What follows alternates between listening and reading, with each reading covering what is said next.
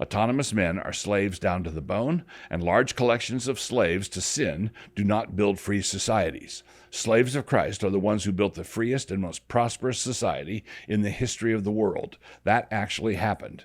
But that society, like the younger son in the parable, decided to take their father's inheritance and spend it all on hookers and booze. That is the problem.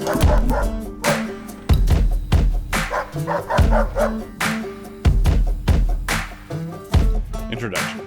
I want to begin by thanking Jonathan Leeman for interacting so extensively with me and with others who are seeking to challenge the current state of affairs. By state of affairs, I mean this great civic bender we all appear to be on. Some of us believe that there's been a huge earthquake and that somebody needs to pick up the rubble in the public square. But Lehmann does not understand us as attempting anything so benign, and rather sees us as establishing the foundations for a new authoritarianism. He worries about this in the most recent edition of Church Matters, which I invite you to check out. There are stretches of his essay which are crammed with shrewd insights, and there are other portions that are an almost perfect jumble. The whole issue of the journal is dedicated to this general subject, and so I thought it would be worthwhile to make a few comments in return. An amble-ramble. Lehmann's article is a long one, and there are many things I could respond to, but I would rather focus on what I regard as the main issue. Consequently, instead of the orderly parade of sections that I usually have in a post like this, I'm just going to meander a bit, pointing out objects of interest as I go. The issue is a matter of framing. Here's the basic thing. I want to begin with his theme and title, A New Christian Authoritarianism? He says that the inflamed state of our political discourse is a bad sign, setting us up for a terrible choice, meaning authoritarianism from the left or from the right. Quote, creeping politicalization, in other words, implies a creeping authoritarianism, close quote. Here we are standing at the crossroads. Whither, America? Quote, I've used the term authoritarian, I said, as a matter of historical description.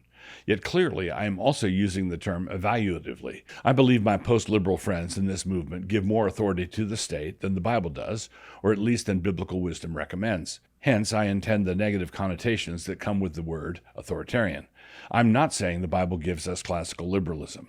Lehmann, A New Christian Authoritarianism. This was one of the jumbled bits. I am saying the Bible gives us classical liberalism, Christian classical liberalism, not Enlightenment classical liberalism. But because we in our insolent swank refuse to thank him for the gift, he has delivered us over to our vain conceits.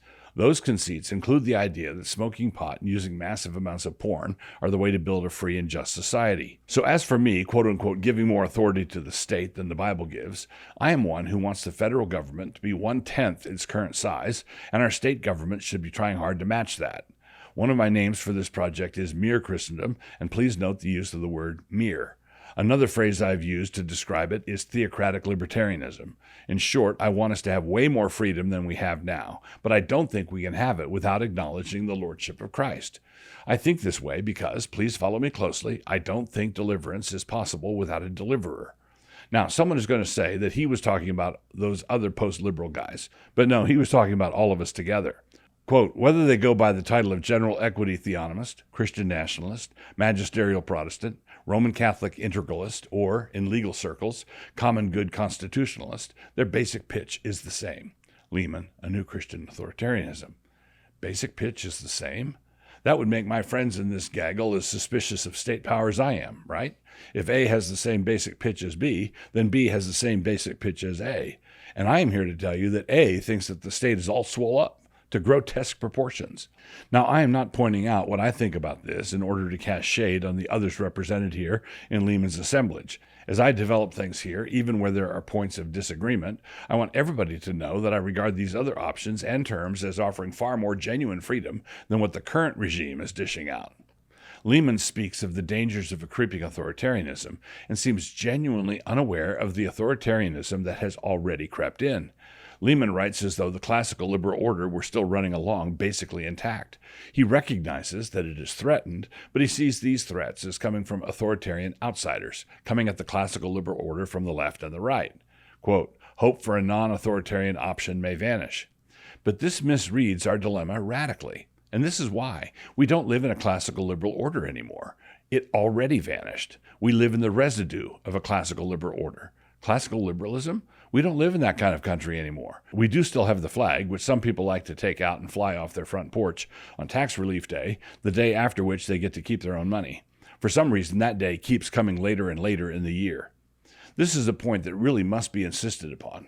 To live here in the residue of the classical liberal order is to live in a place of totalitarian suffocation. Lehmann does not live in a besieged and beleaguered city desperately fighting, but somehow still free. No, the city fell some time ago. He lives under an authoritarian regime now. I don't know why he's worried about authoritarians who might show up later, especially if a bunch of them would be a whole lot less authoritarian than the crime bosses we have running the show currently. Quote, liberalism is a contested term, but to avoid the weeds for now and get our heads around what liberalism is in short order, just think liberty. Liberalism foregrounds liberty. Lehmann, A New Christian Authoritarianism. The problem here is that Lehmann is believing the secular liberals when they say they foreground liberty. Yes, they say that. They talk that way, but do they provide that? And the secular liberals also worry about what we would do if we somehow got political power. Their vision of that is Handmaid's Tale stuff. What? If general equity theonomists took over, would we make millions of people live in their basements for a year? No. Would we wreck anybody's career for saying that Dylan Mulvaney wasn't a girl? No, we would not. Would we force anybody to take a risky and untested vaccine, taking away their livelihood if they dared to refuse? Well, no again. Would we gag medical professionals and not allow them to dissent from a diagnostic orthodoxy that formed and hardened in a matter of weeks? No, we wouldn't. Would we send someone to prison for 10 years because they made a political meme? Actually, no again. Would we allow the nation's intelligence agencies to try to jigger a presidential election without any consequences? For some reason, I keep coming up with no. I can make this list a whole lot longer if I wanted to, and a whole lot stinkier. Put another way, the current regime is not vulnerable to authoritarianism from the right and from the left. That misstates the situation significantly. The current regime is already authoritarian and in massively intrusive ways. If you want to know how that happened, you can read Philip Hamburger's cogent treatment of how our current government is the kind of government that our revolution was fought to get rid of and our Constitution was drafted to prevent. The problem with many evangelical political analysts is that they don't have a map with an X on it that says, you are here. But Lehmann doesn't want people to listen to the advocates of theocratic libertarianism, check here and here, because he suspects something about it is going to go wrong and that then the citizens will lose their liberties somewhere down the road. But what a bunch of us are saying is that we have already lost our liberties. We are fighting to get them back. And we don't believe that a secular liberal state has the wherewithal to keep all this from happening again. And what the secular state cannot do, because it doesn't really want to, a Christian political order can do. We are not saying that slavery to Christ is a better grade slavery than slavery to the secular state. We are not saying that we want our chains to have Bible verses on them. Rather, we are saying that slavery to Christ liberates us from our sins, Romans 6:17-23, and thereby equips us to live as free men and women in relationship to one another. Autonomous men are slaves down to the bone, and large collections of slaves to sin do not build free societies. Slaves of Christ are the ones who built the freest and most prosperous society in the history of the world. That actually happened.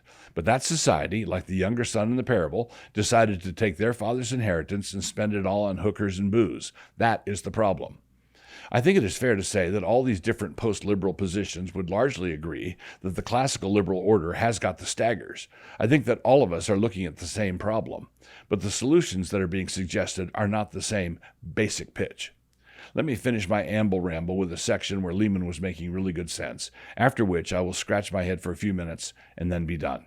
Quote, in my mind, the fundamentally religious nature of all politics is beyond dispute, whether your name is Franklin Graham or Nancy Pelosi, Antonin Scalia or Ruth Bader Ginsburg, the Republican or Democrat Party. Name one political or policy position you hold that's not backed up by a moral perspective, that itself is not backed up by a theological perspective.